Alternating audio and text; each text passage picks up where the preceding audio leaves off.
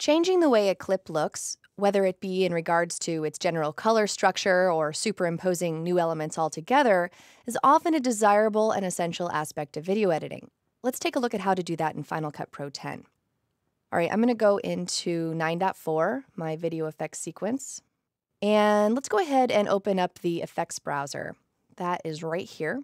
And again, the categories are listed along the left, and the effects within those categories are along the right. Notice that there are both video and audio effects, and in this movie, we're going to be talking about video effects.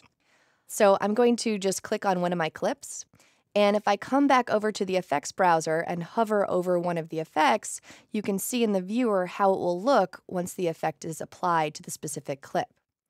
What I want to do to this one actually is make it look like it's raining. So I'm going to just type in, I know there's a rain effect, and here we go, rain. So I can do a couple of things. So this is kind of what it's going to look like once I apply it. I can either click and drag and release, or all I have to do if the clip is selected is just double click and it's applied. If you wanted to apply an effect to multiple clips in the sequence, no problem. You just select all of the clips that you want to apply it to and then double click on the effect and it's applied to everything. I'm going to undo that for now. So I'm going to click on my first clip here and open up the inspector. And let's adjust some basic parameters. We can really make it rain, or I can dial it down a little bit. You can see this is the density. Let's sort of make it a little bit less. Colorize, I think probably maybe right around there. And I think that's good. And again, if I wanted to change all of the clips in the same way, I would just need to select all of the clips in the timeline that had the effect applied, and I could adjust all my parameters at once. Now let's say I'd like to add another effect to one or more clips. I certainly can. I want to add the water pane effect. So essentially I'm looking at this scene in the rain through a window. And so this time I'll just click and drag. And I have other fun parameters that I can change. Let's see. Let's kind of take away most of that tint color. I'm basically happy with that. So let's just play through it. I'm going to come back down to my sequence. Pretty good, pretty believable. If I like the adjustments that I made here, I can keep them, or if I want to reset them to the default parameters, I can click on this button here, and it will reset everything to the factory defaults. We can also delete these by just clicking here on the heading and pressing delete, and they're deleted one at a time, and now all the effects are gone. Now I want to show you something else.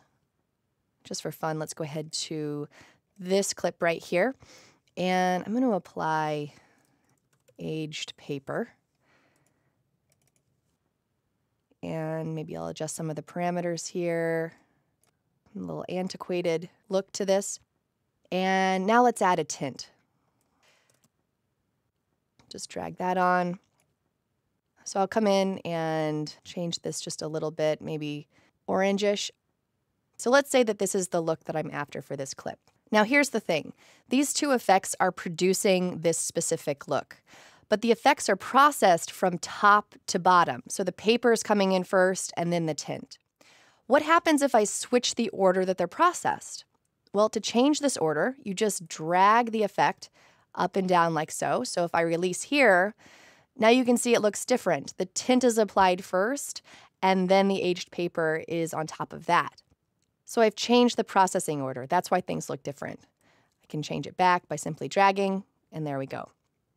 And speaking of achieving different looks, you can always apply multiple effects and then just turn off or on these effects by clicking on this little blue light here. So you can kind of check out to see what each one of these effects is doing in isolation and then what it looks like together. Now, one last thing I'd like to cover about clip effects is the ability to use them within an audition. Now, we covered auditions in a previous movie, so you should already be pretty familiar with their purpose, which is to provide a series of options for your edit without actually committing to those options. But in this case, it's a little bit different. So let's take this third shot here and then come up to Clip, Audition, and Duplicate as Audition. Now you see that we have the little audition spotlight up here in the upper left corner. So if I open my audition, you can see that I have two identical clips here. I'm going to apply an effect to this one. I also can duplicate as many times as I want. So maybe I want to duplicate it a third time. And on this one, let's go ahead and apply an effect. And the reason that I don't see anything is that I have tint still in here, so you want to make sure to clear your results. And let's see, for this one, let's go ahead and add a crosshatch. And for this one, let's go ahead and add film grain. So I can just click on each one of these to try them out.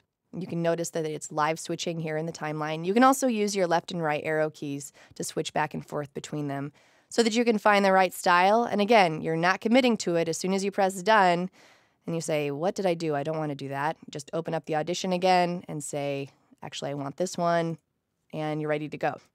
So auditions are really great, not only for different clips entirely to try out, but also the same clip, but with different video effects applied.